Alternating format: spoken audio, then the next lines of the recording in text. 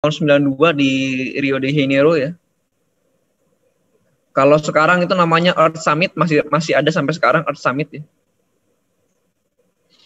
Dia ini membuat COP ya. COP itu adalah Conference of the Parties ya. Jadi yang konferensi yang membahas tentang perubahan iklim. Ya. Barulah kemudian dibentuklah si UNFCCC ya, atau UNFCCC ya. Kemudian lagi ya, dari UNFCCC itu ya, dibuatlah IPCC ya. Ya, IPCC. Jadi IPCC ini bagian daripada UNFCCC ya.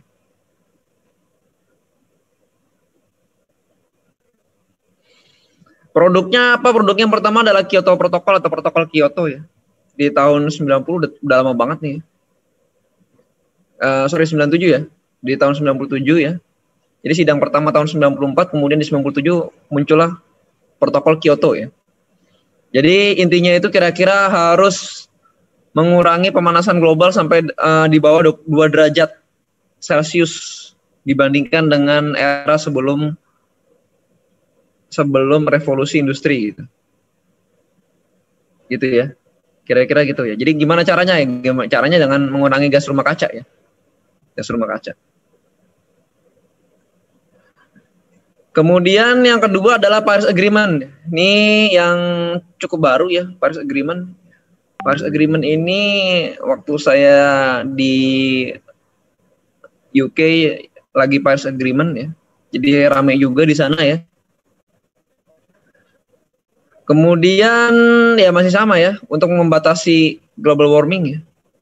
Kurang dari 2 derajat Celcius. Kemudian dinyatakan hingga 1,5 derajat Celcius, berarti ditekan sampai dengan 1,5 pada Paris Agreement. Ya gitu ya.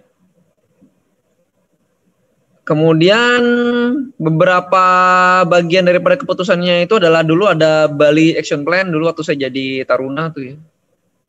Bali Action Plan, kemudian ada Copenhagen Accord, kemudian ada Cancun Agreement ya. Ini nanti dipelajari pada pelajaran mitigasi perubahan iklim sebenarnya. Oke ya, jadi produk-produknya itu ya dari IPCC ya, di bagian apa namanya teknisnya ya. Kalau UNFCCC ini dia kebanyakan politiknya banyak ya. Jadi ada permasalahan politik di dalamnya ini ya. Dimana kalau di luar negeri itu dipelajarin politik perubahan iklim ya. Di sini kayaknya enggak ya. Apalagi ya.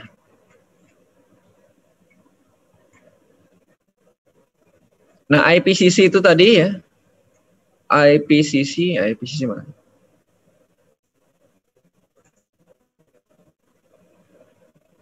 Ya dia di bawah UNFCCC ya. IPCC ya. Sebenarnya udah lebih lama dia sebenarnya. Jadi ada sekitar 32 tahun lalu dibentuk.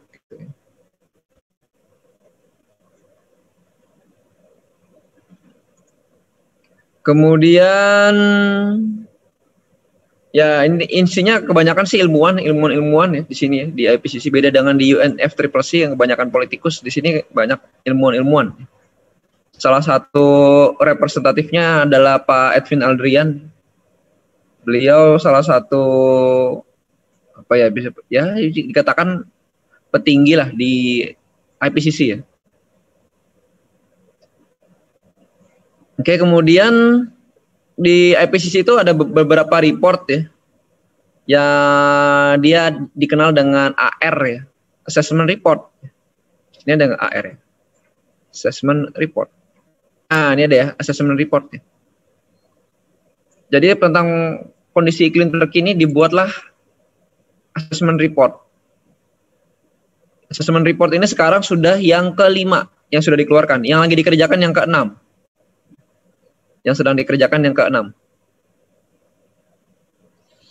Tahun 2014 mengeluarkan AR5, kemudian tahun 2022 direncanakan mengeluarkan AR6.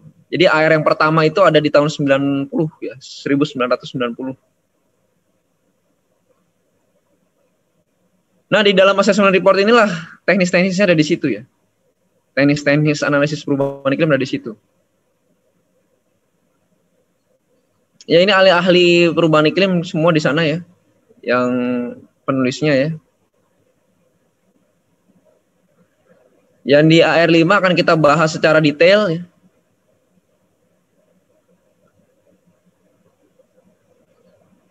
Tapi mulai menarik itu ketika AR4 ya. AR4 itu diperkenalkanlah sebuah skenario iklim. Skenario perubahan iklim ya. Nah, ini ya. Jadi ada emisi skenario ya. Namanya SRES. SRES. Ada panjangannya nggak ya? Saya agak lupa nih.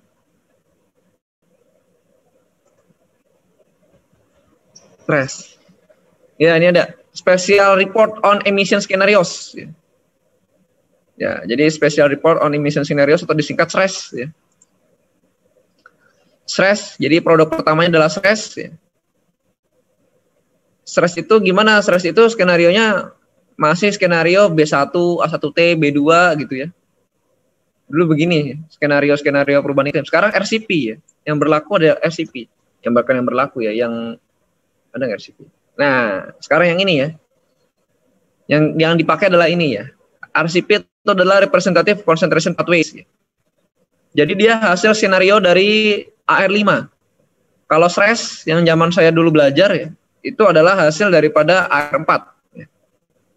Emisinya B1, A1T. Jadi kalau kalian baca ada emisi-emisi A1, B1, B2, A1B, A2 ya. Itu berdasarkan AR4. Ya. Sudah lama. Produk lama ya. Kemudian produk barunya adalah RCP ya. RCP. RCP produk baru. Ya nggak baru sih. Sebentar lagi ada lagi yang baru ya. Tapi kan nunggu assessment report tahun 2022 ya. Tunggu ini ya. Ya sementara masih ini ya yang dipakai ya. RCP ya. RCP itu berdasarkan konsentrasi gas rumah kaca perkiraannya, proyeksinya. Jadi RCP itu cuma ada 4. RCP 2,6, 4,5, 6, 8,5. Gitu ya. Jadi yang biasanya dipakai sih sama Taruna sih cuma 4,5 sama 8,5 ya. Padahal ada banyak ya. Ada 2,6, 4,5, 6,0, 8,5. Gitu ya. Yang paling bagus yang mana? Yang paling bagus itu maksudnya adalah yang harapannya paling bagus, artinya tidak ada global warming, itu adalah yang 2,6. 2,6 itu emisinya nggak naik-naik. Yang paling buruk kalau kita pakai tidak mengendalikan gas rumah kaca ya RCP 8,5 ini ya. Peningkatannya tinggi ya, bisa 3 kali lipat dalam 100 tahun. Jadi sekarang itu konsentrasinya ada di sekitar 400. CO2 tuh hampir 400, di 380 sampai 390 ppm. Kalau di RCP 8,5 tahun 2100 nanti sekitar 1200 ppm. Gitu ya. Jadi maksudnya apa? Angka-angka 2,6, 4,5, 6, dan 8,5 maksudnya adalah angka-angka kenaikan radiative forcing ya. Ini juga udah dipelajari kemarin. Jadi kenaikan radiasi rata-rata itu naik.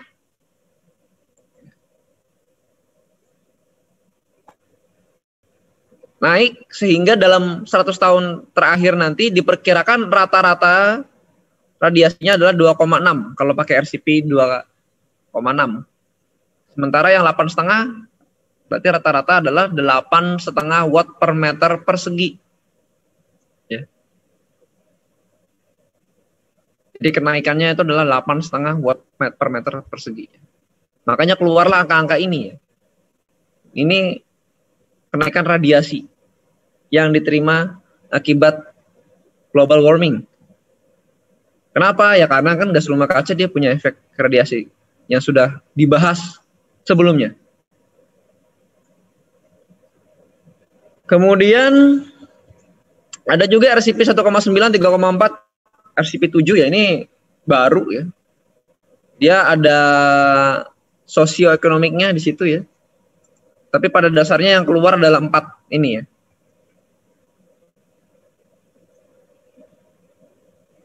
Oke ya. Jadi RCP itulah yang paling banyak diteliti ya. Skenarionya gimana, perubahan iklimnya gimana ya. Itu bukan suhu ya, bukan peningkatan suhu ya, tapi peningkatan radiasi. Nah, kalau dibawa ke suhu, kira-kira begini, kira-kira ceritanya begini. Kalau kita pakai RCP 8,5, itu kira-kira suhu global itu meningkat pada tahun 2046 sampai 2050 atau periode middle. Kan ada periode early, middle, sama end. Jadi ini periode terakhir. Periode terakhir ya itu kalau di periode mid itu kenaikannya 1,4 sampai 2,6 derajat Celcius suhu global. Sementara kalau di 100 tahun terakhir akan naik 2,6 sampai 4,8 derajat Celcius suhu global kalau pakai RCP 8,5. Gitu ya. Jadi padahal landasannya kita harus mengendalikan dalam 100 tahun terakhir ini jangan sampai lebih dari 2. Kalau nggak lebih dari 2 ya berarti yang paling bagus kan memang 2,6. Yang paling bagus tidak ada global warming itu ya, terkendali global warmingnya ya. Jadi yang paling bagus memang itu ya. Oke ya. Kemudian itu baru pengaruh suhu ya. Baru pengaruh suhu itu, RCP itu.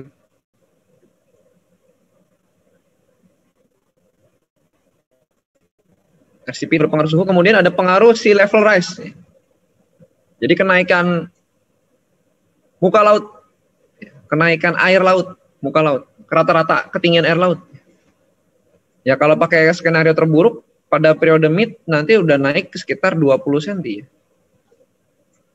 Ini dalam satuan meter ya. 20 cm sampai 38 cm ya. Naik 20 cm berarti Jakarta Utara sudah banyak yang terendam. Jakarta Utara sudah terendam ya, 20 cm itu. Sementara pada periode N naiknya sekitar setengah meter sampai 80 cm. Gitu ya. Jadi dengan suhu dan juga kenaikan muka laut. Jadi daerah pesisir itulah daerah yang paling vulnerable ya, paling rentan terhadap perubahan iklim. Kenapa? Karena dia mengalami kenaikan air laut. Air lautnya naik.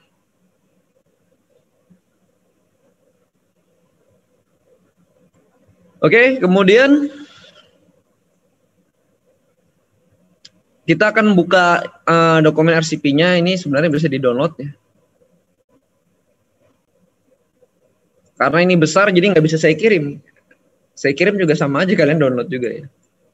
Ntar saya taruh di...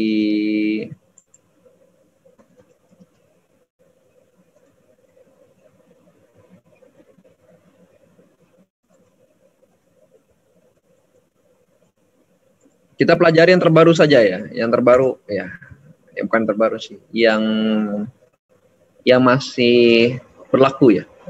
AR5 ya. Assessment Report nomor 5 yang nomor 6 lagi dikerjain. Oke ya. Ini dibuat tahun 2013 ya. 2014 dipublish ya.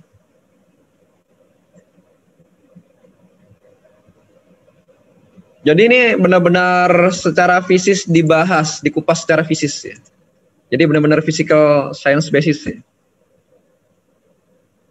Ya ini nama-namanya ya di sini ya.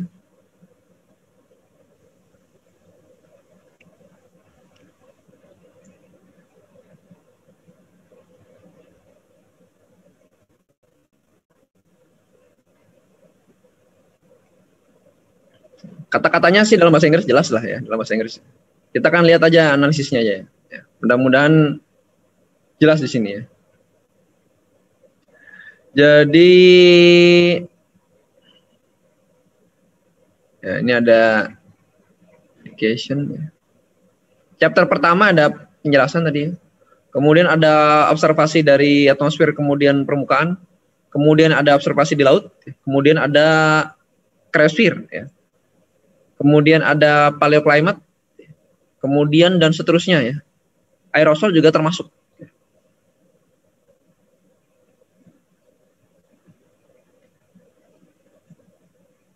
Jadi di dalam report ini ada summary ya atau ringkasan untuk policy maker ya, pemerintah lah, pemegang kebijakan, pembuat kebijakan ya. Kita nggak akan ke sini gitu, kecuali kalian tertarik nanti ya, baca sendiri kalau tertarik ya. Ini ada summary-nya ya. Tapi kita akan langsung aja. Kita lihatin kotak-kotak aja nih ya. Nanti kita akan detailkan ya. Jadi ada beberapa perubahan yang diamati. Dia langsung kotakin. Karena si policy maker itu kepingin cepat-cepat tahu apa gitu. Jadi ada pemanasan ya. Ada pemanasan dari sejak tahun 1950. Ini yang pada intinya adalah pengurangan es dan salju. Hilang. Jadi bukan kembali lagi, dia hilang. Kemudian ada kenaikan muka laut. Kemudian kenaikan gas rumah kaca. Intinya gitu. Intinya begitu. Yang teramati begitu. Yang teramati. Mulai tahun 1950. Kemudian kalau di atmosfer ya. Jadi pada 3 dekade terakhir, 30 tahun terakhir ya, itu ada terus rekor suhu terpanas daripada yang terrecord ya. Termasuk dari tahun 2015, 16, 17, 18, 19 ya. 17 enggak, 2015, 16, 18, 19. Itu berturut-turut pecah rekor suhu terpanas ya. Pecah rekor. Ya. Jadi naik terus suhunya. Kabarnya begitu ya. Jadi ada kabar begitu dicatat sama dia. Jadi secara gabungan suhu rata-rata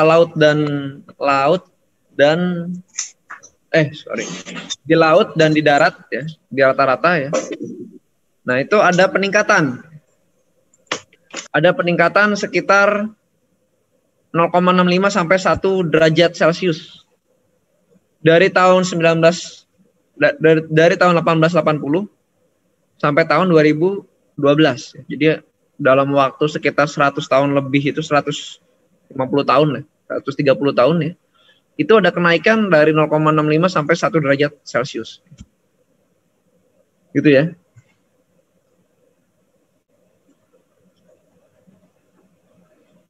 Kemudian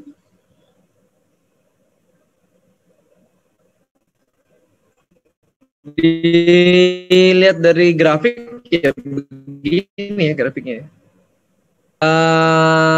Hasil pengamatan ya, observasi ya, suhu global ya. Jadi ini hasil pengamatan yang dikumpulkan itu ya, dikumpulkan, diolah, dikumpulkan, dimasukkan ke dalam rata-rata tahunan dari tahun 1850 sampai dengan 2012 secara global ya, di global. Nah, itu kita lihat, ini udah jelas banget terjadi kenaikan. Yang paling kelihatan ini kan mulai naik. Nah, ini mulai dari 1900 mulai agak naik, kemudian ini stabil. Nah, mulai dari 1950-an ini naik. Naiknya cukup tidak terkendali gitu ya. Kemudian kalau kita rata-rata dalam 10 tahun ya, atau decadal average ya. Jadi rata-rata 10 tahunan ya, ini kelihatan banget rata-ratanya gerak dia. Dari yang tadinya stabil, dari 1900-an, naik. Kemudian stabil 1950-an, naik. Tidak terkendali, jadi naiknya tinggi banget nih. Sampai lengkap begini ya. Ini rata-rata 10 tahunan ya. Ini rata-rata 10 tahunan. Ini digabung ya, antara permukaan tanah sama laut. Kemudian data-data tadi dibuat data spasial ya. Data spasial itu dia diasimilasi ya. Jadi ini bukan data model ya. Dia memang diasimilasi. Hasil datanya diasimilasi kemudian dibentuk dalam bentuk grid. Dibuat dalam bentuk grid. Nah, yang menarik adalah ya, bahwa perubahan temperatur dari 100 tahun terakhir ya, dari 1901 sampai 2012.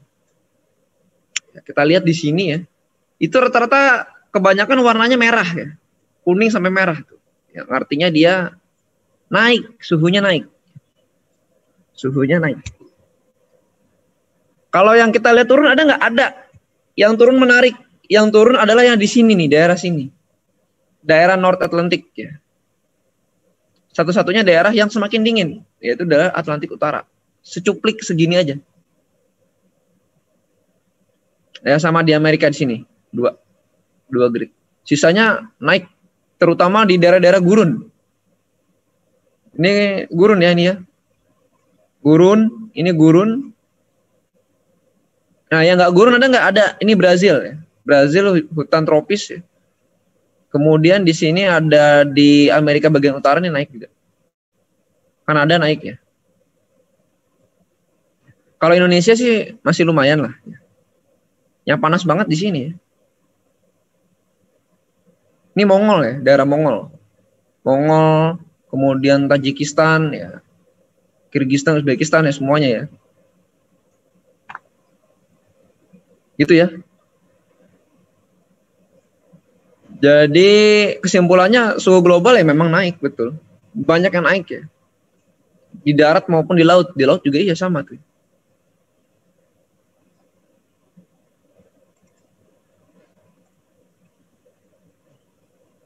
Oke ya, jadi perubahan-perubahannya itu dirangkum ke dalam sebuah matriks.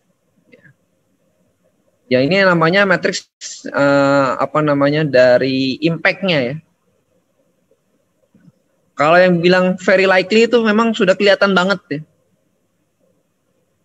Kelihatan banget. Jadi ini ada warmer ya, or fewer cold days. Jadi hari yang dingin berkurang. Kemudian kalau di lintang tinggi itu ada perhitungan malam yang hangat. Malam hangat sama malam dingin ya. Kalau kita kan hanya HTH aja, hari tanpa hujan.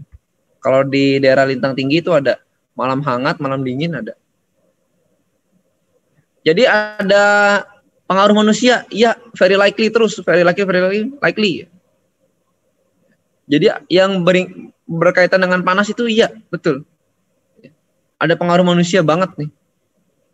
Kemudian untuk heat wave, dia cukup ada pengaruhnya ya. Kemudian berkaitan dengan kekeringan, kepanjangan kekeringan dia ya kurang berpengaruh ya. Kurang low confidence artinya tidak buktinya sedikit ya. Sedikit. Gitu ya. Dibuatlah seperti ini ya, assessment report. Berdasarkan data-data yang sudah dikuantifikasi.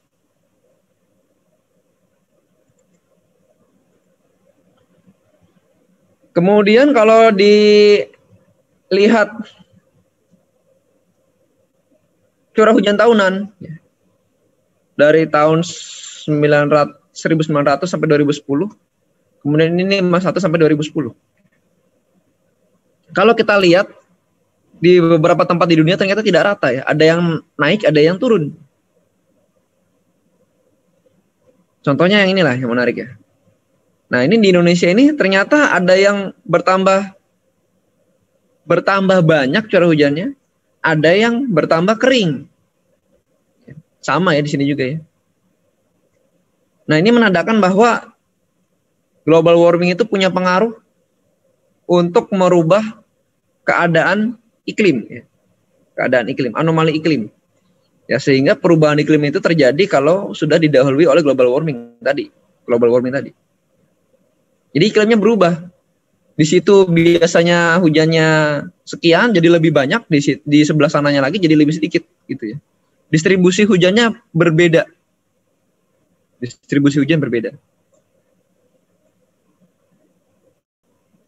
Gitu ya. Dan di Indonesia sendiri ternyata kedapatan seperti itu gitu. Jadi tidak berkurang dan tidak bertambah saja, tapi berbeda-beda karena kan Indonesia kan luas. Bahkan di Pulau Jawa pun ada yang kita lihat di sini ada yang berkurang. Yang berkurang tuh di daerah Jawa bagian barat. Kemudian yang bertambah itu Jawa bagian tengah ke timur dan Nusa Tenggara. Gitu ya. Menarik ya. Jadi ada perbedaan. Kemudian kalau kita lihat di laut, jadi pemanasan dari ocean itu ya, itu mendominasi peningkatan energi yang tersimpan dalam laut. Kita begini bilangnya, air itu kan kita panasin. Itu lebih lama daripada kita memanaskan logam dan udara. Tanah itu kita bakar tuh cepat panas, tapi kalau air lama. Makanya kalau ada zaman dulu itu gerabah itu yang buat masak itu ya, itu kan dibuat dari tanah liat. Kan belum ketemu kan cara mengolah logam jadi penggorengan, belum ketemu. Dibuatlah tanah liat ya. Biar dia panas, rata, cepat panas. Kalau air, kita ngerebus air itu lama. panasnya. Kenapa? Karena kapasitas kalornya itu ya. Kapasitas kalor artinya energi yang diperlukan untuk menaikkan suhu 1 derajat pada 1 kilogram zat itu lebih besar di air. Kalau air itu sudah panas, berarti energi yang tersimpan di situ banyak. Gitu ya. Berpikirnya gitu. Jadi kalau air itu panas, 1 derajat aja, lebih panas 1 derajat. Maka energi yang tersimpan itu sangat banyak dibandingkan kita memanaskan tanah 1 derajat. Jauh, ya, berpuluh-puluh kali lipat lebih panas. Sehingga kalau air laut itu dia bertambah panas, berarti energi kalor yang tersimpan di laut banyak. Gitu ya. Nah, ini yang cukup berbahaya nih. Kalau energi itu rilis keluar ke atmosfer, itu jadinya suhu di atmosfer itu akan meningkat jauh lebih banyak daripada suhu laut yang berkurang tadi. Jadi 1 derajat Celcius di laut itu turun, berarti kan energinya lepas ke atmosfer. Maka di atmosfer itu meningkat berkali-kali derajat. Nggak tahu berapa derajat. Gitu ya. Ya. Jadi sebenarnya energi di bumi ini disimpan dalam lautan. Ya. Apalagi lautan itu adalah 70%. Berarti benar-benar besar energinya. Besar sekali.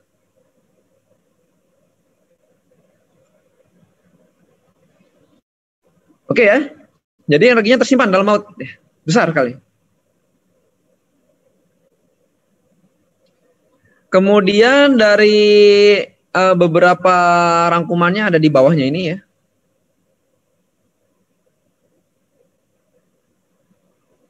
Kemudian dilihat dari cryosfer ya, lapisan es. Lapisan es di Greenland sama Antartik. Antartik itu yang berarti yang di kutub selatan. Itu dia sudah kehilangan banyak sekali ya. Banyak sekali. Jadi sudah susut, jumlah esnya sudah menyusut. Berarti airnya bertambah. Ya, airnya bertambah. Nah, airnya bertambah berarti menaikkan tinggi muka laut. Gitu ya.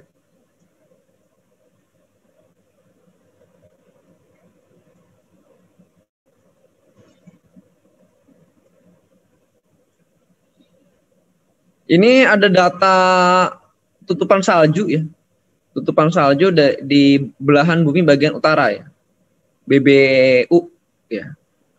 Tutupan salju itu kita lihat di sini trennya adalah menurun. Dari tahun 1920 ada datanya trennya menurun.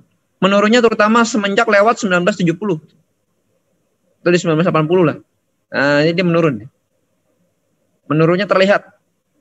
Kalau di sini kan masih rata, kemudian di sini kelihatan banget berkurang. Jadi salju itu berkurang. Salju berkurang. Tutupan salju ya, yang sudah jadi salju itu berkurang tutupannya. Berkurangnya nggak hanya di musim panas, tapi juga di musim dingin ya. Di musim dinginnya ini tidak seperti yang musim-musim dingin yang ada.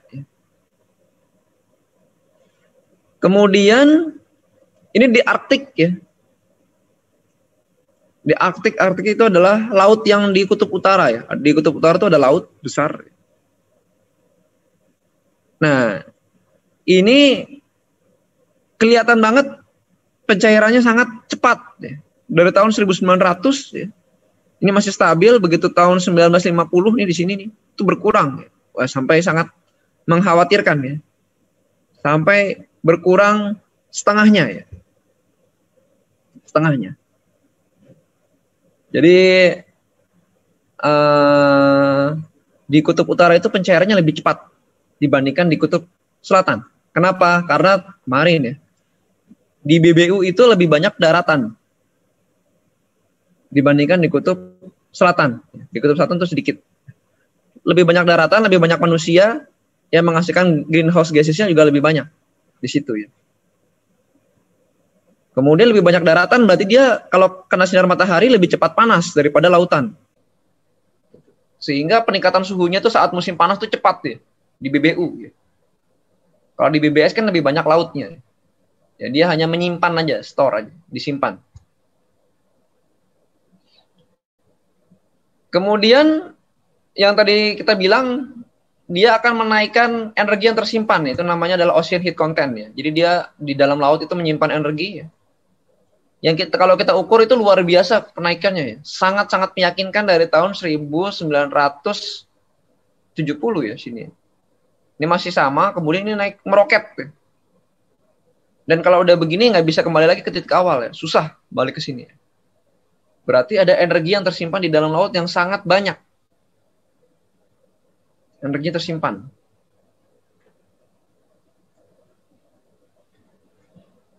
Kemudian yang sangat-sangat meyakinkan lagi ya, ini sangat meyakinkan. Ini udah dilihat bahwa ada beberapa pulau yang hilang. Yaitu adalah global average sea level change. Jadi pergantian 100 tahun terakhir itu menaikkan hampir 2 meter. Hampir 2 meter secara global. Bayangkan ya. 2 meter. 20 cm, 200. 20 cm. Bener ya? Berapa sih? 200 mm? 2 meter ya? 2 meter ya? 200 mm 2 meter senti 1 senti kan 10 mili ya? Ya bener nggak? 20 senti Pak. NY-nya 9,92. 20 senti ya? 20 senti. Oke, 20 senti. 20 senti ya, masih ada desi ya? Oke ya, 20 senti. Jadi ada 20 senti ya. 20 senti itu ya cukup tinggi ya. Kalau dia dalam kondisi tepi pantai itu landai sekali ya, berarti pada beberapa pulau-pulau yang garis pantainya sangat landai, rata gitu ya. 20 senti ya cukup untuk menghilangkan beberapa kilometer daratan. Belum lagi kita punya siklus pasang surut. Kalau naik 20 cm berarti yang saat kejadian pasang akan hilang daratannya.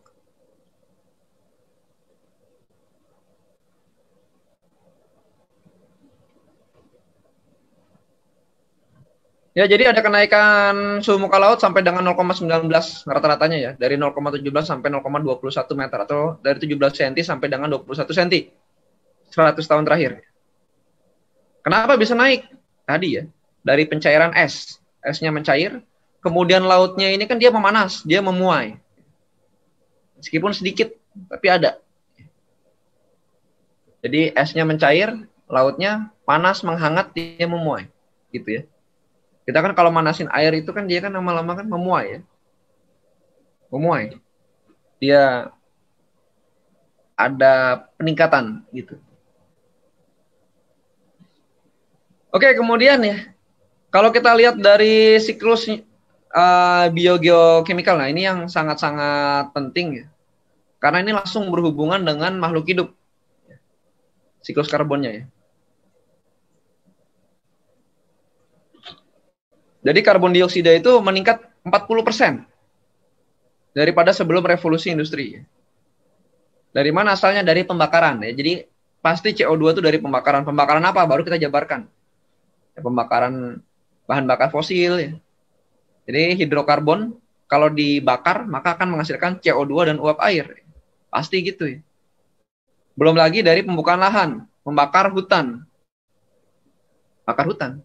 Belum lagi dari pembakaran plastik, sampah dan macam-macam ya. Belum lagi dari industri sendiri. Nah, gas-gas yang banyak CO2 yang banyak di atmosfer ini, beberapa diantaranya itu diserap lautan. Jadi laut itu dia menyerap CO2 yang mengakibatkan banyak terbentuk asam-asam karbonat di laut. Ya, sehingga laut itu menjadi asam atau yang kita kenal sebagai ocean acidification. Jadi pengasaman laut. Lautnya asam. Ini ada ya. Di sini ya, ocean acidification. Lautnya asam. Kalau lautnya asam ini banyak organisme-organisme tingkat rendah itu yang mati. Karena dia tidak tahan di daerah-daerah yang asam. Gitu ya. Jadi kalau udah organisme tingkat rendah mati, maka organisme tingkat tinggi tinggal nunggu aja. Contohnya ikan-ikan tinggal nunggu. Kalau udah planktonnya udah pada mati, ya udah, selesai mereka berarti ya. Kan rantai makanan begitu terus ya. Nah, ini kalau semakin banyak CO2 di udara, maka yang di laut juga makin asam. Yang di laut makin asam. Makin asam berarti kehidupan biota laut terancam kepunahannya. Jadi banyak, impact-nya banyak sekali. Impact-nya banyak sekali.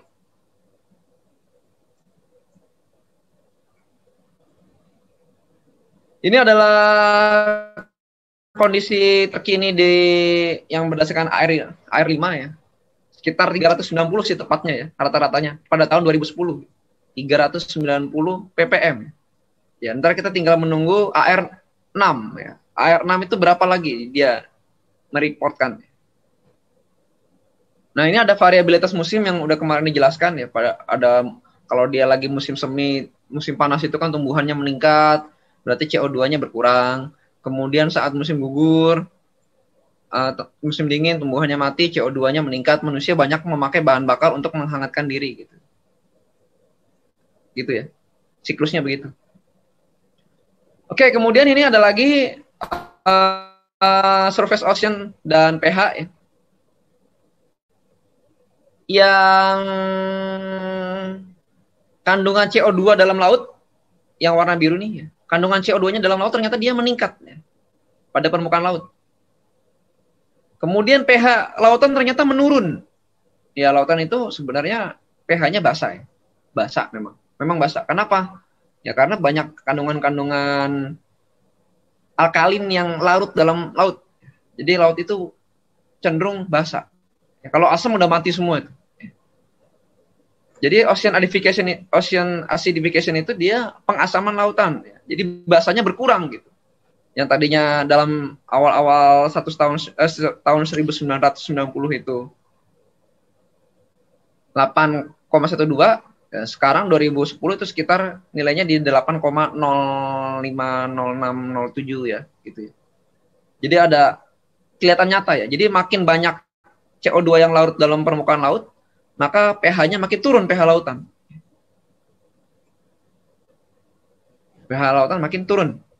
Kalau ini sampai berubah ke arah asam, ya makhluk hidup jarang yang ada hidup survive dalam asam. Jarang. Contohnya rawa. Rawa itu asam airnya. Ikannya itu ikan rawa sedikit. Nggak mungkin kalian mengharapkan ada ikan-ikan emas di rawa tuh jarang. Kayaknya nggak ada deh. Yang kuat itu lele gitu ya. Terus apa namanya? Aduh, saya lupa bahasanya. Ikan gabus ya, ikan gabus itu bisa ya. Hidup daerah rawa tuh. Terumbu karang nggak ada di rawa, jelas. Daerah yang rawa nggak ada terumbu karang. Asam, terlalu asam. Banyak hewan-hewan yang kayak lobster gitu pasti dia kena duluan tuh. Yang ada di permukaan itu dia kena duluan. Kalau ikan-ikan laut dalam terakhir.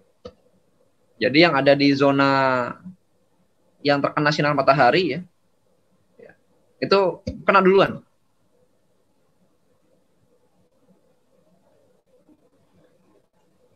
Oke, kemudian pemicu dari perubahan iklim apa? Ya jelas pemicu perubahan iklim ya CO2 yang paling kelihatan jelas dan paling banyak. CO2. Jadi pada era revolusi industri tahun 1750 ya, itu CO2 itu banyak dilepas ke atmosfer. Karena ditemukannya awalnya kan mesin uap. Mesin uap itu bukan uapnya melepas CO2, tapi kan untuk menghasilkan uap kan dia memasak air. Memasak air itu menggunakan bahan bakar. Nah, bahan bakarnya inilah kayu yang dibakar itulah menghasilkan CO2. Jadi kereta uap itu CO2-nya bukan dari uapnya, tapi dari kita masak air buat menghasilkan CO2 itu.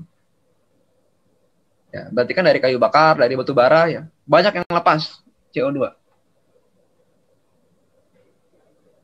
Oke. Jadi itu rangkuman-rangkumannya sehingga kalau dibuat sebuah apa ya? Disatukan ya. Nah, dibikin sebuah skala ya, dibikin sebuah skala yang meningkat jelas itu ya memang dari CO2 sini ya. forcing-nya jelas. Very high, jelas ya. CO2. Kemudian habis CO2 apa? Metana ya, CH4. Jelas. Metana ini dari mana asalnya? Metana ini adalah tadi ya, dia tersimpan di dalam tanah yang sudah pembusukan, di atasnya ada es ya, namanya permafrost. Itu lapisan es yang ada di Siberia yang sangat banyak sekali itu ya. Itu esnya mencair. Ketika esnya mencair, CH4-nya lepas. CH4-nya lepas ya. Nah, lepas. Padahal kalau esnya nggak mencair, CH4-nya akan tersimpan sebagai gas alam. Kemudian apalagi? Yang ketiga adalah aerosol ya. Aerosol. Ini campuran aerosol itu ya. Black carbon dan aerosol. Ya. Debu-debu, kemudian asap-asap. Nah, ini yang memperparah. Yang ketiga. Baru setelah itu adalah gas rumah kaca ya. Halokarbon. Gas rumah kaca yang sangat awet gitu ya. Yang sangat awet. Ada nggak yang mendinginkan? Ada. Yang mendinginkan yang pertama juga ada. Debu juga mendinginkan. Dia punya efek memanaskan dan mendinginkan. Tergantung posisinya di mana. Kalau lagi posisi letusan gunung berapi yang sangat tebal, ya dia mendinginkan atmosfer. Maka namanya, dibilangnya sih global dimming ya.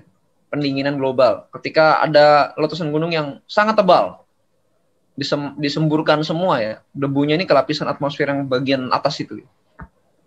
Tapi ketika di dalam jumlah kecil, itu punya efek menghangatkan. Ya, menghangatkan. Oke, kemudian kalau awan itu cenderung untuk mendinginkan. Tapi sedikit ya. Kalah jauh sama yang menghangatkan ini. Sehingga kalau di total, antara yang menghangatkan dengan yang mendinginkan, banyakkan yang menghangatkan. Meningkatkan radiasi. Gitu ya. Dan manusia ini semuanya terlibat pada aktivitas ini ya, sebagian besar, kecuali gunung meletus tuh. Terlibat semua ya. Awalnya kan dari CO2 itu. Jadi kalau dibikin total antropogenik, artinya pengaruh manusia dalam perubahan iklim, dalam global warming ya, dalam kenaikan radiasi global, itu meningkat dari tahun 1950, 1980 dan 2011. 2011 itu dua kalinya 1980. Meningkat. Sangat tinggi. Pengaruh manusia. Semakin banyak manusia, kalau di Indonesia semakin banyak motor berarti. Semakin banyak motor atau semakin banyak mobil, semakin banyak CO2. Gitu ya. Jadi sebenarnya bagus juga tuh sekarang lagi tren sepeda tuh ya. Tren sepeda berarti dia mengurangi pembakaran daripada daripada bahan bakar minyak, bahan bakar fosil. Tapi kalau dengan adanya sepeda, tenaga orang yang dihasilkan itu dia masih menghabiskan makanan dari hasil pembakaran minyak bumi, sama aja ya. Kan kalau kita ngasih sepeda kan capek tuh ya. Capek sampai rumah masak pakai gas LPG itu kan. Nah, tenaga yang dibuang buat nggoes sama yang buat makan banyakan makannya ya. Goesnya 1 jam, makannya 5 piring. Ya sama aja ya. Polusinya juga naik juga emisinya ya. Emisinya naik juga.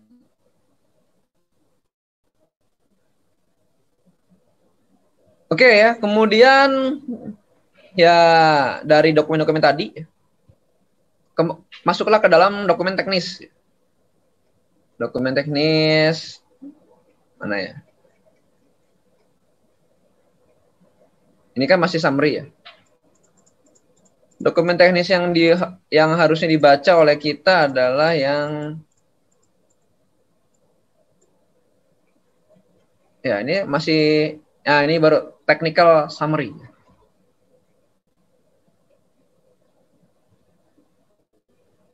Nah, kita lihat dulu namanya. Barangkali ada yang kenal nggak? Nggak ada ya. Dari Indonesia ada nggak ya? Ntar di bagian lain, Pak Edvin ya. Ya ada Profesor Fredolin Tangang ya. Ini udah sering banget. Udah sering banget muncul ya. Ini pembimbingnya Pak Supari yang di pusat itu ya.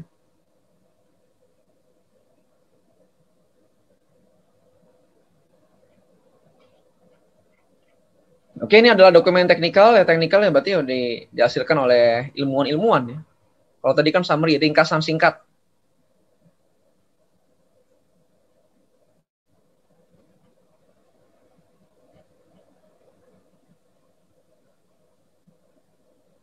Jadi di sini ada semacam analisis ya.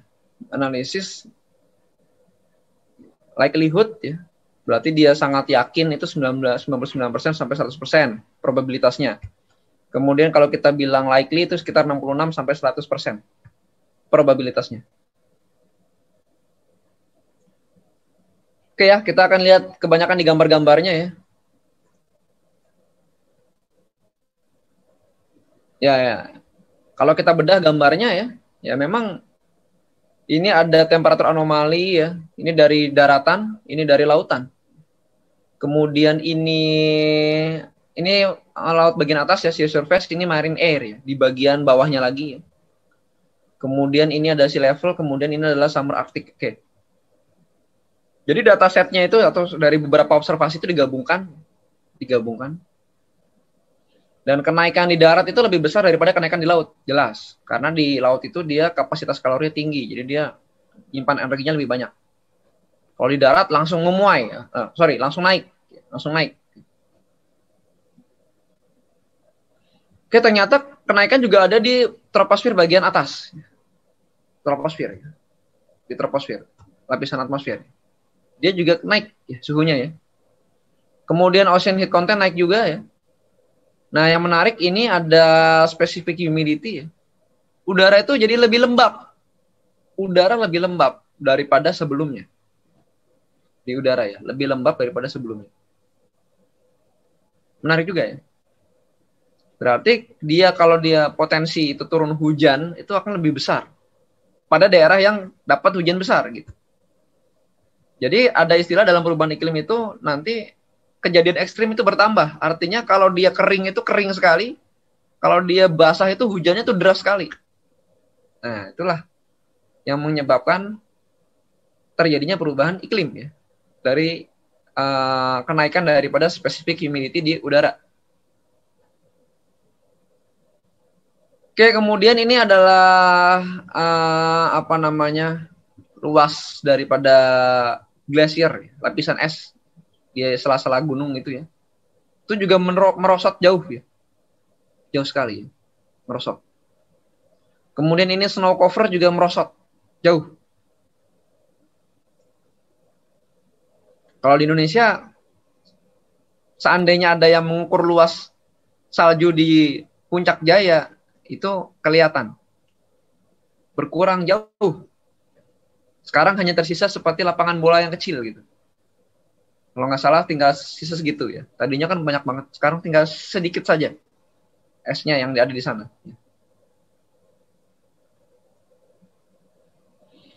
Ini datasetnya ya. Perkembangan ini masuk ke pemodelan ya. Berarti ini udah model. Model yang sudah disuntikan dengan data ya. Atau reanalysis. Sekarang sudah lebih lengkap ya. Sudah lebih lengkap. Ya, kita sudah mendapatkan kesimpulan bahwa di beberapa belahan dunia, terutama di BBU itu banyak yang naik. Nah, kenaikannya tinggi ya. Dan juga ada yang mendingin di Greenland, bagian selatan, di laut ya, atau North Atlantic. Dan perlu diingat bahwa kita punya sirkulasi ya. Di laut itu namanya ada thermohaline circulation. Kemudian di udara itu dia banyak sekali. Yang semuanya itu coupling ya. Jadi dia coupling itu apa ya? Terikat satu sama lainnya gitu. Jadi kalau kayak jam itu geriginya tuh nyangkut sama gerigi yang lainnya gitu. Nah, perubahan suhu di salah satu lokasi itu akan mengakibatkan perubahan di lokasi yang lain. Kenapa? Karena sistem iklim itu seperti gear jam ya. Kalau yang satu itu melambat, yang lain itu melambat. Kalau yang satu itu berputar cepat, yang lain itu berputar cepat. gitu ya. Jadi gitu ya, ada gearnya gitu. Nah, perubahan inilah menimbulkan kekacauan pola-pola iklim. Potensi kekacauan pola-pola iklim. Misalnya dapat kabar, wah di Mekah banjir, hujan berapa hari berapa malam. Padahal itu kan gurun. Ya pernah hujan sih, cuman tidak seperti itu mungkin dulunya ya. Atau di Indonesia misalnya, di daerah ini nggak hujan selama setahun. Contohnya di 2019 tuh hujannya dikit banget. Nah sekarang malah hujan terus ya. Jadi kekacauan pola-pola iklim. Ya. Tadinya memang ada perubahan seperti itu, cuman nggak begitu besar. Sekarang makin nyata. Kan berubah dia, makin nyata. Gitu kan? Oke, kemudian ya ini adalah apa namanya kehilangan ice mass loss, kehilangan massa es. Jadi ini ada peta dari Antartik, ini peta Greenland. Ini kutub selatan, ini di Greenland. Oke. Jadi di kutub selatan itu ya, itu ada daerah yang pencairannya sangat besar. Pencairannya sangat besar. Dan ada yang penambahan esnya besar juga cukup. Tapi nggak sebesar pencairannya. Pencairannya sampai dengan -10 di sini skalanya. Penambahannya paling 4. Dan saya ini nggak hafal ini daerah di sebelah mana. Karena Indonesia nggak punya pembagian wilayah di Antartik ya. Kalau negara-negara lain dia bisa punya wilayah di sini jatah, ada jatahnya. Oke ya. Kemudian yang Greenland. Yang Greenland ini luar biasa besar. Jadi Greenland itu sekarang benar-benar Greenland, benar-benar kelihatan itu hijau-hijaunya kelihatan. Tadinya kan es dia. Banyak esnya. Sekarang benar-benar Greenland, kelihatan hijaunya. Karena mencairnya es, ya, sangat besar-besaran. Bahkan dibikin live video ya. Esnya itu mencair kayak banjir bandang longsor gitu ya. Saking derasnya itu ya. Bahkan di beberapa celah batuan itu jadi air terjun itu. Karena pencairan esnya luar biasa. Yang paling cepat yang mana? Yang glasier. Glasier itu ada es di antara bebatuan itu ya. Ya, di antara pegunungan itu ya. Itu luar biasa glasier. Hilangnya luar biasa, cepat. Karena letaknya dia di darat. Di darat, ya, es-es yang di darat itu. Sementara Greenland yang es-es mengapung itu agak lebih lambat. Pencairannya cepat sekali. Saking cepatnya di sini sampai nggak menyediakan lagi ukuran dia, nggak tahu lagi dia harus bilang apa dia.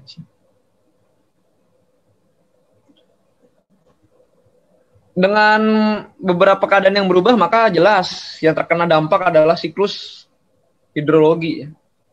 Siklus hidrologi berubah. Berubahnya itu ada di sebagian tempat yang semakin banyak penguapan, ada yang semakin banyak hujannya. Gitu ya. Siklus hidrologi.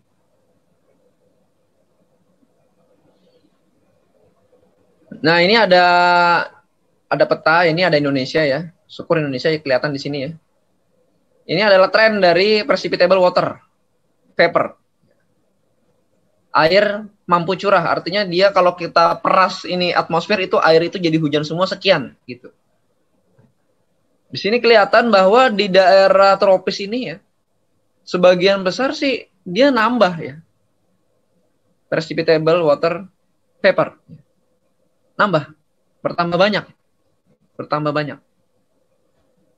Yang artinya kalau hujan itu bertambah besar, kalau hujan itu bertambah besar. Ini bahaya banget ya. Udah si level rise-nya naik, hujannya makin besar. Untuk negara kepulauan seperti Indonesia itu sangat berbahaya. Gampang banjir. Banjirnya itu banjir rob. Gampang banjir rob. Bahaya.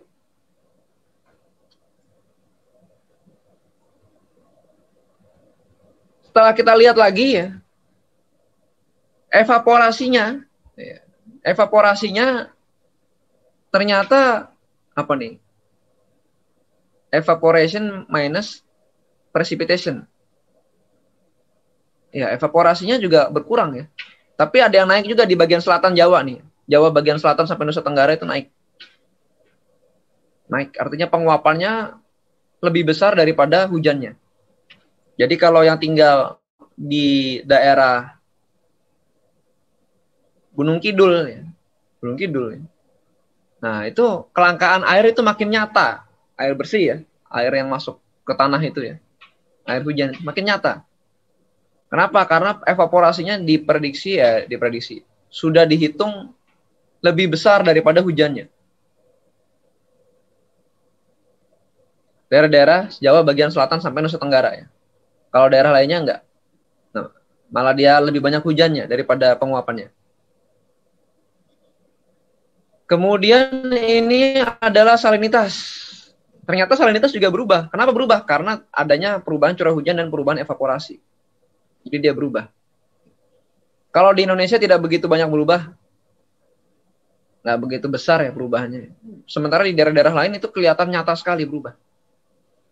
Nah, perubahan salinitas ini berbahaya. Berbahaya kenapa? Karena mengganggu sirkulasi yang namanya termohalin tadi. Dia kan bergerak itu karena ada perbedaan densitas. Suhu, densitas, kan kemarin udah dijelasin di oceanografi. Suhu, densitas, ada perubahan. Ketika nanti dia ada perubahan densitas di lokasi-lokasi tertentu, ya maka akan terjadi kebingungan nih arusnya ini di bawah itu. Makin acak lagi. Yang namanya ENSO itu makin acak, makin bingung lagi kita.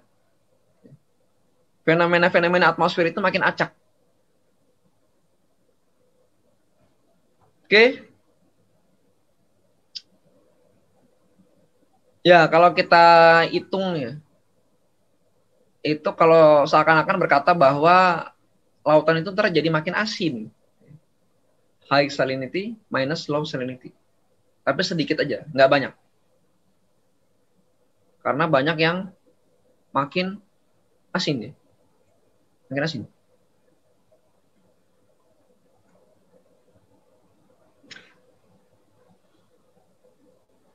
Ini adalah perubahan presipitasi ya.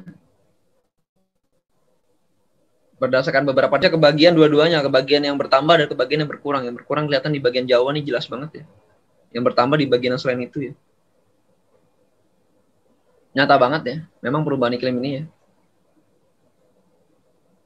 Kemudian ini adalah perubahan dari siklus hidrologi ya. Kita kelihatan banget di sini ada yang presipitasinya berkurang, ada yang bertambah ya. Bertambah di bagian Kalimantan, Papua, kemudian Sulawesi ya. Sumatera sebagian ya.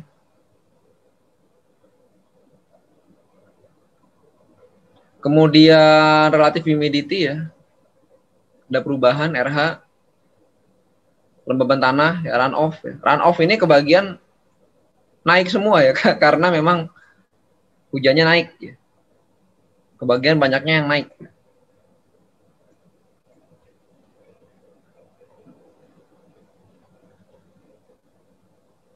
Jadi aspek-aspeknya sudah mulai jelas tuh, sudah mulai banyak.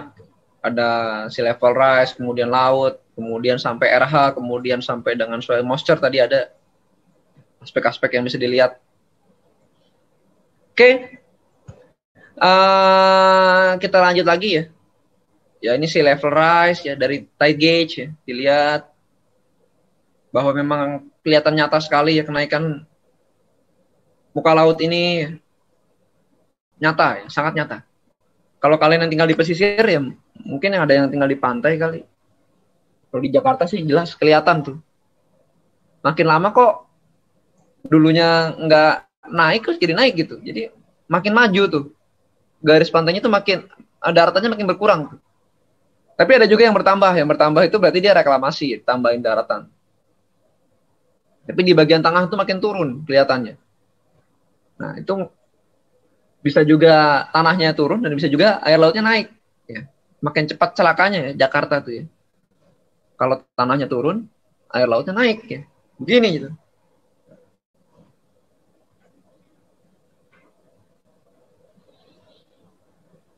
Dan kemudian ini di apa namanya dilihat beberapa ratus tahun terakhir ya, sea level rise ini sangat tinggi ya.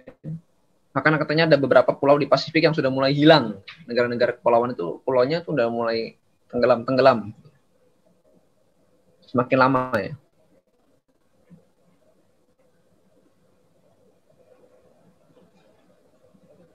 Kemudian ini adalah lebih menarik lagi CO2 yang dihasilkan dari beberapa industri. Ada industri semen, ada industri gas, minyak, kemudian dari batu bara ya.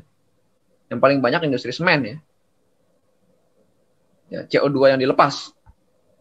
Kemudian berikutnya adalah gas, kemudian berikutnya adalah minyak, kemudian berikutnya adalah batu bara. Ini semakin lama semakin tinggi ya. Semakin tinggi. Karena apa? Karena tambang itu semakin lama semakin menarik gitu. Menggali hasil tambang sebesar-besarnya berarti kompensasinya adalah perubahan iklim yang semakin cepat. Kemudian ada juga yang pengurangannya berasal daripada residual lensing ya.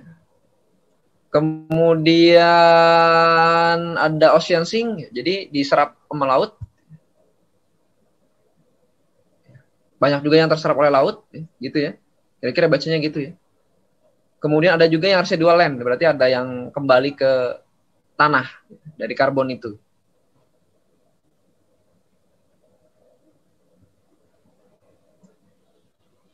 Kemudian ini gas-gas rumah kaca yang lain ya.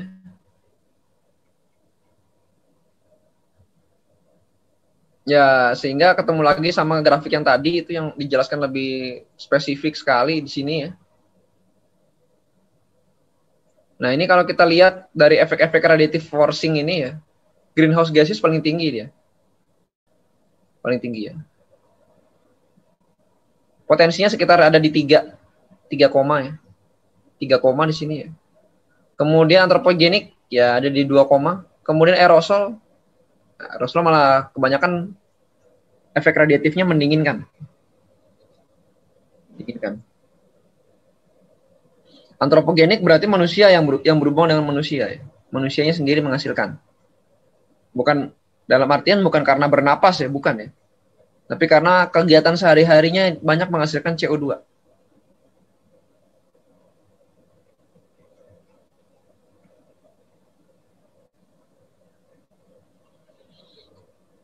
Ya ini udah lebih detail sekali ya, ini ada ukuran-ukurannya ya.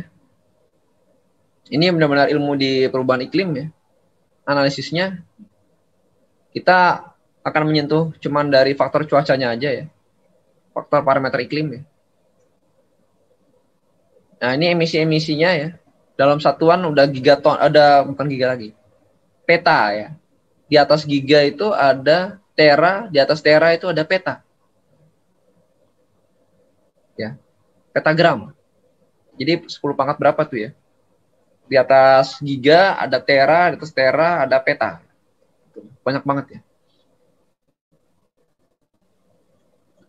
Kemudian ini yang menarik juga nih, sektor mana yang terkena? Oke, kita lihat sektor yang paling terkena yang merah ini apa nih? Yes. Temperature impact ya, sektor energi ya. Jadi yang menghasilkan itu sektor energi ya. Sektor energi itu menghasilkan temperature impact ya, dampak yang besar dari perubahan ya. Dia karena membakar gas.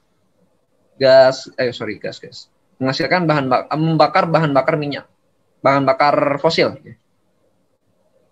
Kemudian setelah itu juga ada beberapa yang oranye-oranye ini ya, biomass burning ya, pembukaan lahan, pohon dibakar, kayu-kayu dibakar.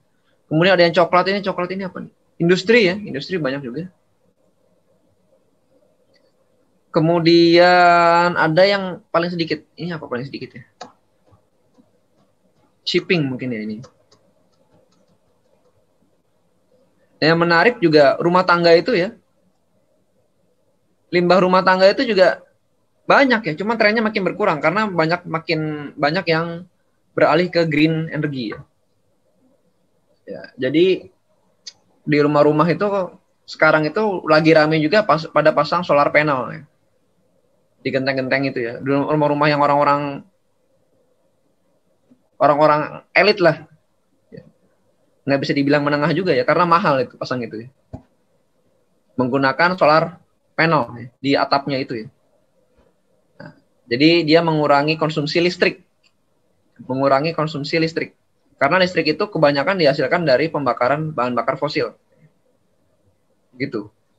Kompornya pun dia kompor dari listrik yang dari solar panel itu ya.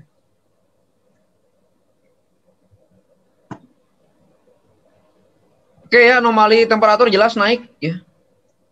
Tadi ya. Jadi tinjau dari segala sisi ya. Dia naik semua ya. Kenaikannya sendiri berkisar 1 sampai 2 derajat ya. 1 sampai 2 derajat. Ya, makanya ditekan agar tidak sampai lebih dari 2 sebenarnya. Yang terbaru ditekan agar tidak lebih dari 1,5. Kemudian ini apa nih? Ini adalah apa ya? Data apa ya ini ya? Oh, data temperatur ya. Data temperatur. Densitasnya ya. Densitasnya dia lihat derajat Celcius per decade ya. Kalau kita lihat yang terbaru itu yang dari sini ya. Ya, memang secara meyakinkan ini di atas semua ya. Ini nol, garis nolnya di sini ya. Secara meyakinkan ini kita lihat memang makin kemari itu makin besar ya. Yang terbaru nih mana? Yang terbaru adalah 98, ini terbaru. Ya, artinya kalau lihat dari sini ya, artinya sebenarnya kita sudah cukup berhasil tuh ya, menekan. Ini kan dulu kan ada space dari yang densitasnya paling tinggi dan garis nol kan cukup luas. Lama-lama space-nya menyusut. Ini 98 2011. Ini 1951 2011. Berarti sudah penekanan ini udah kelihatan ada penekanan kenaikan. Cuman masih belum banyak. Belum banyak. Tertekan ada nih. Ya, dia ketekan gitu. Ketekan artinya penaikannya ditekan ke 0 derajat Celcius per dekade.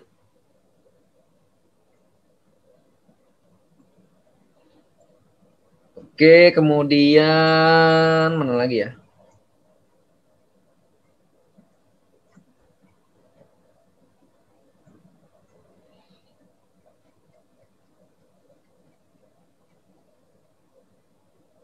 Nah, ini RCP yang dipakai ya. Ini sudah pakai RCP ya. RCP ini ada data online-nya, ntar saya cari dulu. Linknya saya lupa taruh mana. Di alamat mana ya, biar bisa download datanya ya. Ini menarik untuk skripsi kalian. Kalau kalian mau nulis tentang ini, harus dipersiapkan dari sekarang skripsi itu ya. Mau nulis apa gitu. Kalau mau nulis perubahan iklim ya, akan dilihat. Apanya yang dilihat? Apanya yang dilihat? Ya berarti kan suhu ini, apa pengaruhnya terhadap sesuatu gitu.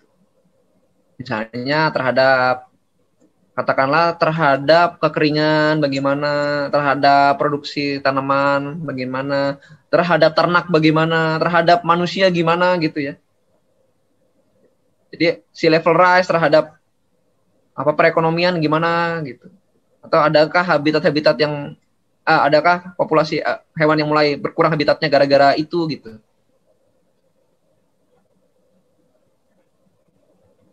Itulah yang dibandingkan ya. Itu sudah jadi skripsi.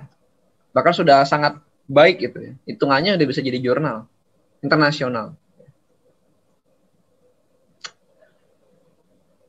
Kemudian apa lagi ya?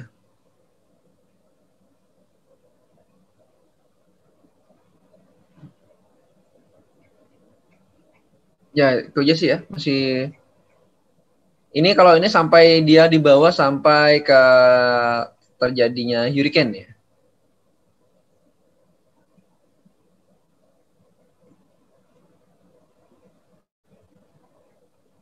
Sampai penambahan TC ya, tropical cyclone ya. Apakah ada hubungannya gitu?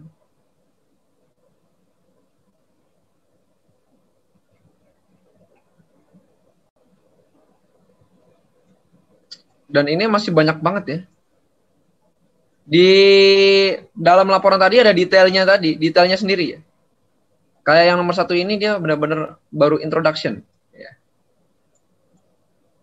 Jadi ini tuh benar-benar kalau kalian baca ini gimana cara dapat ini tuh ada semua. Benar-benar dokumen-dokumen saintifik banget ya. Ini tebalnya berapa ratus halaman ya. Kalau download aja tadi sekitar ada 300 mega ya. Gambar-gambarnya ini.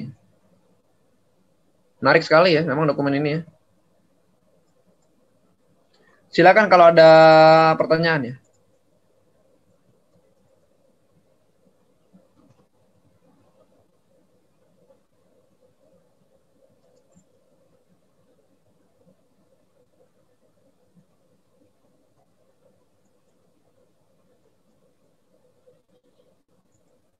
Silakan.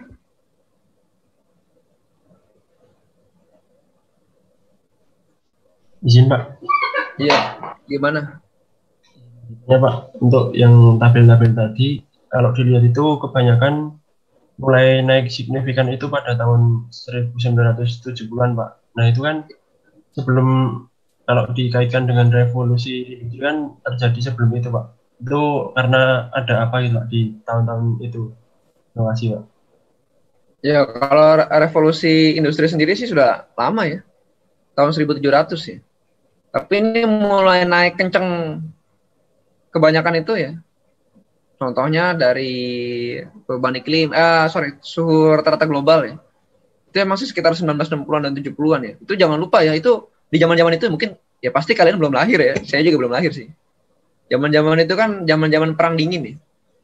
Perang dingin itu kan perang teknologi ya. Dulu tuh manusia tuh kan perangnya perang fisik. Nah, zaman-zaman 1960, 70, 80 itu lagi gila-gilanya pembangunan perang dingin antara Soviet sama US ya. Nah, di situ teknologi bermunculan.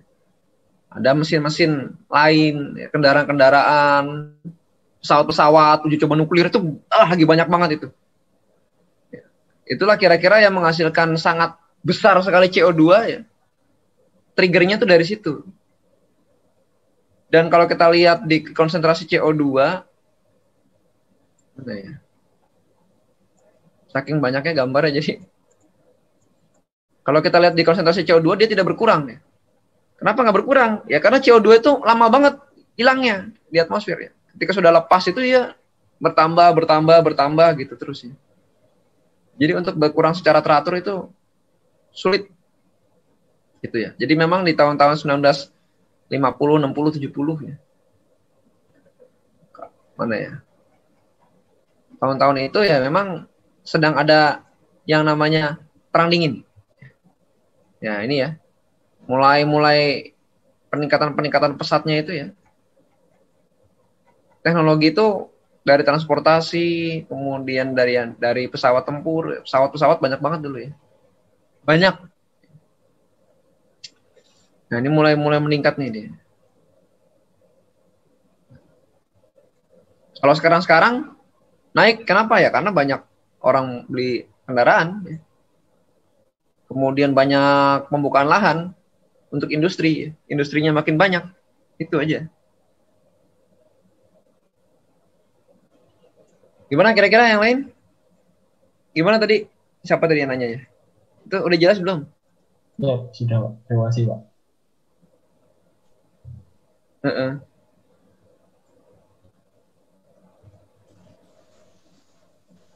Izin Pak, izin bertanya Pak. Gimana? Kan tadi salah satu impact dari adanya perubahan global warming itu adanya fenomena acidification di lautan itu Pak. Jadi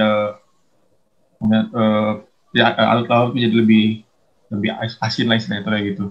Apakah dengan kita menganalisis kayak perubahan jumlah terumbu karang itu kita juga bisa mengetahui sejauh mana impact dari perubahan iklim itu Pak. Ya, Contohnya kan memang. terumbu karang salah satu yang paling sensitif terhadap itu. Ya, jadi ya benar ya. Penelitiannya juga banyak kok. Di luar negeri itu banyak penelitian funding tentang itu gitu. Jadi kalau kalian mau neliti itu ya sangat bagus ya. Tapi kalau nggak untuk skripsi ya, skripsi itu sangat susah ya. Sangat terbatas waktunya ya. Kalau kalian nanti berminat dengan itu ya, memang kalau di Indonesia sih harusnya bisa dilihat perubahan dari impact kenaikan suhu terhadap biota laut gimana gitu. Cuman di Indonesia ini ada penyakitnya lagi. Penyakitnya itu penangkapan ikan gitu. Ada yang pakai bom segala macam itu mempercepat pemusnahan biota laut juga. Jadi selain kenaikan suhu ada itu gitu, ada faktor itu. Faktor yang tidak ada kaitannya dengan cuaca itu. Perusakan terumbu karang. Ya, itu memang bisa dilihat dari situ sih. Bisa dilihat dari situ.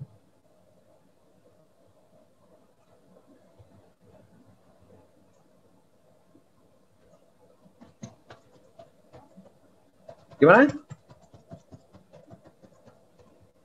Gimana tadi si Firman tadi nanyanya? Udah cukup jelas belum? Sudah, Pak. Ya, bisa dilihat ya dari situ ya. Penelitiannya banyak sekali.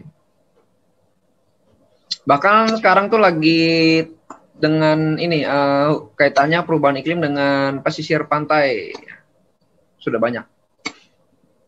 Ada beberapa jenis hutan bakau ya, bakau yang terancam ya. Bakau itu ya kalau lautnya naik, bakaunya kerendam ya mati juga lama-lama ya. Ya. Gitu. Kira-kira.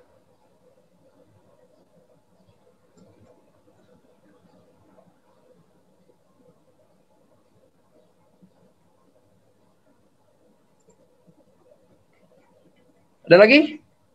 Silakan. Jangan lupa di-download, kalian sendiri yang download itu banyak banget ya. Banyak banget. AR5 itu ya. Itu dipelajari lah kalau yang internetnya terbatas tuh. 300 mega itu. Kita akan coba buka-buka data, bongkar-bongkar data nanti ya. Yang jelas kalian udah punya pandangan, itulah cara analisis perubahan iklim. Ya. Nanti kan kalian akan belajar proyeksi iklim. Nah, di proyeksi itulah nanti kita akan menggunakan data-datanya gitu. Sebenarnya gitu aja. Kalau ini saya mengajarnya ini hanya menganalisis perubahannya aja. Perubahannya. Apa sih gitu? Yang berubah? Katanya perubahan iklim, berarti apa yang berubah? Kalau sampai make skenario-nya berarti ada di proyeksi iklim. Karena di kampus ini sebenarnya banyak pelajaran yang berkaitan gitu. Cuma dipecah-pecah. Kalau dipecah-pecah itu jadinya kalian belajarnya banyak gitu. Padahal yang belajarnya itu aja gitu ya. Mitigasi perubahan iklim tadi udah selesai saya jelasin. Ya, mitigasinya. Ini sebenarnya bisa jadi satu ya. Jadi satu itu adalah perubahan iklim pelajarannya. Atau politik perubahan iklim misalnya. Kalau pakai politik. Atau kebijakan perubahan iklim. Sama perubahan iklim biasa. Cuman ya memang pada saat penyusunan kurikulum itu ya pada mau dipecah-pecah sih. Saya pikir sih terlalu banyak yang kalian pelajari. Kalau terlalu banyak yang dipelajari sih nggak ada gunanya juga. Kalau terlalu banyak jadi cepat. Banyak belajar, banyak lupa kan. Kayaknya belajarnya dikit aja, biar nggak gampang lupa gitu. Gimana? Ada lagi?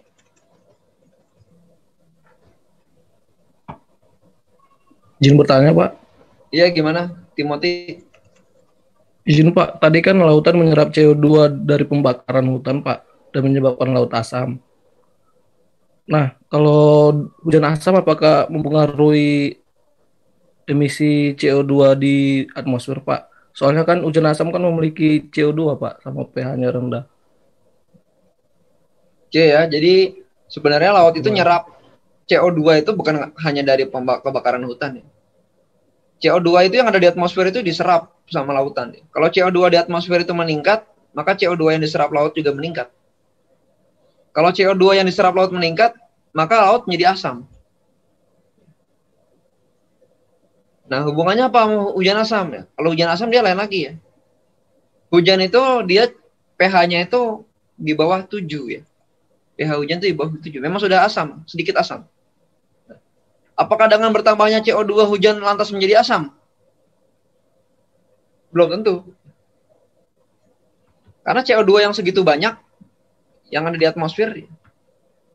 Nah, penambahan keasamannya itu tidak jauh. Kalau untuk peristiwa hujan asam. Intake-nya ya, pengambilan CO2 dari hujan asam itu sedikit. Oleh awan itu sedikit. Kalau dengan laut banyak. Iya, karena air di laut lebih banyak daripada air di udara tuh. Jauh. Jadi yang menyebabkan hujan asam apa? Ya polutan lainnya. Contohnya oksida nitrogen, oksida sulfur, NO2, NO, SO2, SO3. Ya. Itu ya. Jadi bukan hanya CO2 ya. Dan pengaruhnya terhadap hujan asam ya hampir kecil sekali. Kecil sekali. Gitu. Jadi tidak semata-merta CO2-nya meningkat, asamnya hujannya jadi bertambah asam, enggak gitu ya. Tapi kalau laut iya, laut iya. Kenapa laut iya? Sekali lagi laut itu banyak airnya. Dan juga dia ada apa ya? Ada ombak gitu ya. Ada ombak, ada gelombang yang dia itu mempercepat pengadukan antara laut ke atmosfer gitu ya, diaduk gitu ya. CO2-nya larut, dia larut CO2. Sangat cepat larut. Apalagi airnya hangat, makin cepat larut lagi. Makanya kalau kalian lagi bikin air panas itu jangan ditiup. Mau makan Indomie itu panas kan? Jangan ditiup. Kalau ditiup itu karbon dioksida yang ada di keluarkan lewat mulut tadi itu larut ke dalam makanan itu. Makanan itu jadi bersifatnya asam. Lebih asam. Kalau lebih asam berbahaya bagi kesehatan lambung terutama ya. Gitu. Kalau hujan di air yang di atas itu kan dia kan tidak begitu hangat kayak dan nggak melimpah kayak di laut ya. Di laut itu kan udah airnya hangat, kemudian dia ada angin, kemudian diaduk-aduk, larutnya cepat nih. Jadi sehingga asamnya lebih cepat di permukaan laut. Oke, apa lagi?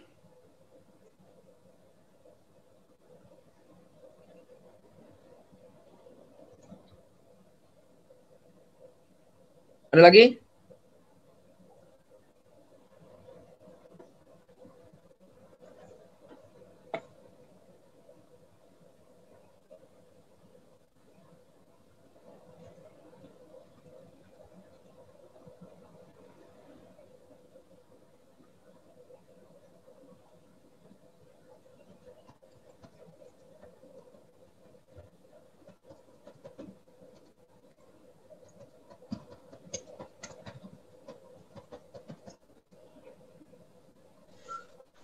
Izin bertanya Pak.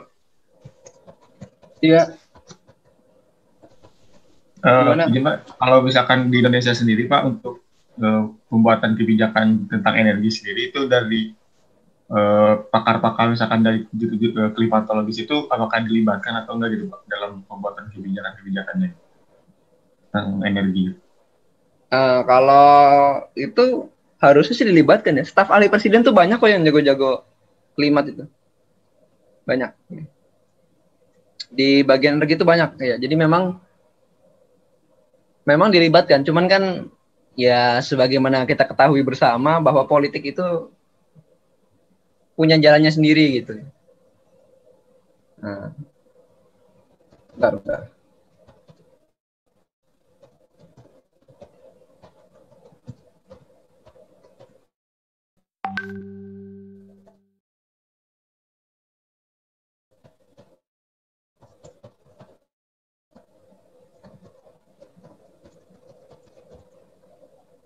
Jadi begitu ya. Jadi ya dilibatkan. Cuman kan dilibatkan itu berbeda dengan apakah keputusannya itu mengakomodir gitu. Misal ya. Misal saya mau kita kelas kalian lah mau jalan-jalan ke Pelabuhan Ratu misalnya. Nah, saya dilibatkan tuh dalam rapat tuh. Gimana usulannya gini. Tapi kelas kalian cuman melibatkan aja gitu. Hasilnya ya kalian pergi dengan cara kalian sendiri, ya. Acaranya kalian sendiri yang atur.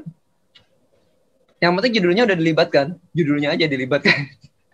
Kebanyakan sih begitu ya. Sama, kalian kan lagi denger nih Undang-Undang Cipta Kerja nih. Judulnya udah melibatkan elemen buruh, ya dilibatin aja. Cuman kan masukannya diterima kan belum tentu, karena politik itu begitu memang, politik itu. Ya nanti kalian akan merasakan lah kalau terjun ke dunia politik lah. Makanya kalau yang nggak suka politik ya udah belajar aja.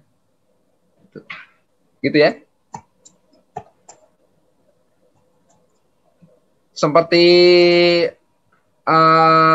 Paris Agreement ini juga kan Amerika kan akhirnya kan keluar dari Paris Agreement di bawah Donald Trump. Jadi habis Paris Agreement kemudian Donald Trump terpilih, Amerika keluar dari Paris Agreement, tidak setuju. Apakah itu berarti nggak ada ilmuwan Amerika? Wah, banyak banget ilmuwan Amerika. Termasuk dosen saya itu ilmuwan Amerika juga dia. Cuman beda, politiknya beda. Kira-kira begitu. Makanya di luar negeri itu ada pelajaran, ada jurusan politik perubahan iklim, ada. Climate change politik ada. Ada jurusannya. Kali kalian tertarik menjadi diplomat perubahan iklim khusus mewakili Indonesia di UNFCCC atau di IPCC. Kalau di IPCC biasanya ilmuwan. Kalau di UNFCCC baru politikus. Silakan. Ada lagi?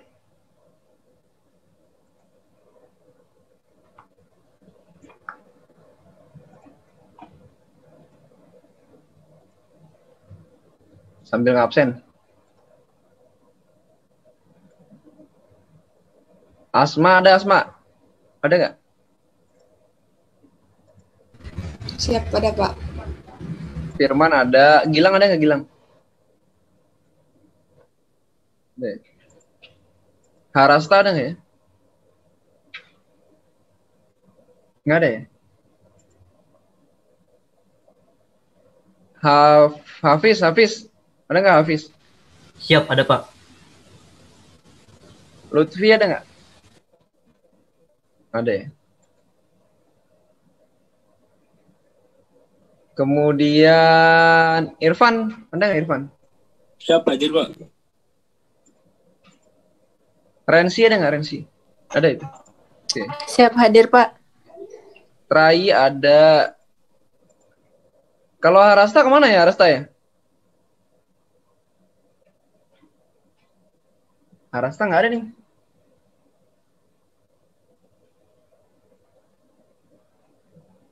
Tadi ada nggak Harasta? Nggak ada ya? Izin Pak, Ada yang tahu kalau nggak? di Zoom Ada, ada Pak. Di Zoom ada.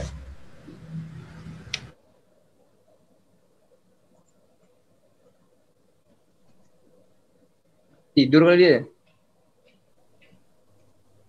Izin Pak, mungkin bisa di kamar mandi Pak. Oke ya, nanti kita lanjutkan lagi di apa namanya di pertemuan di pelajaran statistika terapan ya.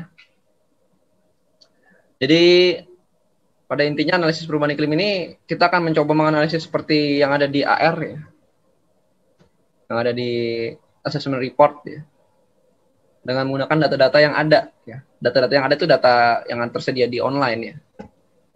Kita akan kita lakukan satu persatu. Oke, itu aja dari saya ya. Sampai ketemu lagi nanti siang. Baik Pak, terima kasih.